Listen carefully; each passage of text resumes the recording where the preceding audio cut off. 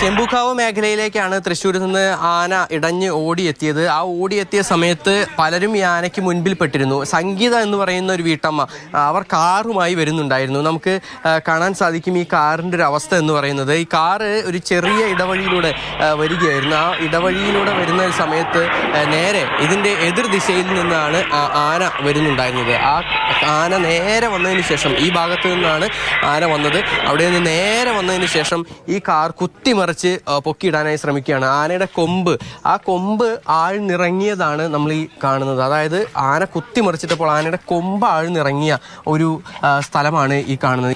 ഓഫീസിലേക്ക് പോകുമായിരുന്നു. ആ സമയത്ത് ഇവിടെ എത്തിയപ്പോൾ, ഈ ഒരു ടേണിംഗ് പോയിന്റിലെത്തിയപ്പോൾ പിള്ളേർ കുറച്ച് പേര് സ്കൂട്ടറിൽ വന്നിട്ട് പറഞ്ഞു, ചേച്ചിക്ക് റിവേഴ്സ് എടുക്ക്, ആന വരണ്ടാന. അപ്പോൾ ഇവിടുന്ന് ഇങ്ങോട്ട് റിവേഴ്സ് എടുക്കുമ്പോൾ ഇവിടെ ഒരു കാർ റിവേഴ്സ് എടുത്ത് നിൽക്കായിരുന്നു. ഇങ്ങോട്ടും പോകാൻ പറ്റില്ല, ഇങ്ങോട്ടും പോകാൻ പറ്റില്ല. വണ്ടി ലോക്കായ ഒരു അവസ്ഥയായിരുന്നു. ഈ വഴിയിലൂടെ വന്ന സമയത്ത് ആ കാറ് പുറകോട്ടെടുക്കാൻ കഴിഞ്ഞില്ല. മാത്രമല്ല സംഗീതയുടെ മകൾ തൊട്ട് പുറകിലുള്ള ഒരു സ്കൂട്ടറിൽ ഉണ്ടായിരുന്നു. ആ സ്കൂട്ടറിൽ വരുന്ന സമയത്താണ് ഇത്തരത്തിൽ ആന എതിർദിശയിൽ നിന്ന് വരുന്നുണ്ടായിരുന്നത്. സംഗീത ഉടനടി തന്നെ മകളോട് ഇവിടെ നിന്ന് രക്ഷപ്പെടാനായി പറയുകയാണ് ചെയ്തത്. ആ സമയത്ത് എനിക്കിനി എങ്ങോട്ടും പോകാനില്ല. ആന അടുത്ത് എത്താറയപ്പോൾ ഞാൻ മോളോട് പറഞ്ഞു, നീ പൊക്കോ, ആന വരുന്നു പൊക്കോ. അപ്പോൾ അവൾക്ക് മനസ്സിലാവില്ല, പോന്ന് പറഞ്ഞു. അപ്പോഴേക്കും ആന അടുത്ത് തന്നെ പൊക്കി ഇതാക്കി ഈ വക അവസ്ഥയിലാക്കിയിട്ട് ഇട്ടു.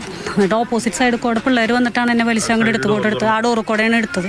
ഭയന്ന് വിറച്ചു, ഭയങ്കരമായിട്ട് പേടിച്ചു പോയി. അത്രത്തോളം പല വിധത്തിലുള്ള ആളുകൾക്ക് ഒരു പ്രശ്നങ്ങൾ നേരിടേണ്ടി വന്നു ഈ ഒരു വിഷയം കൊണ്ട്.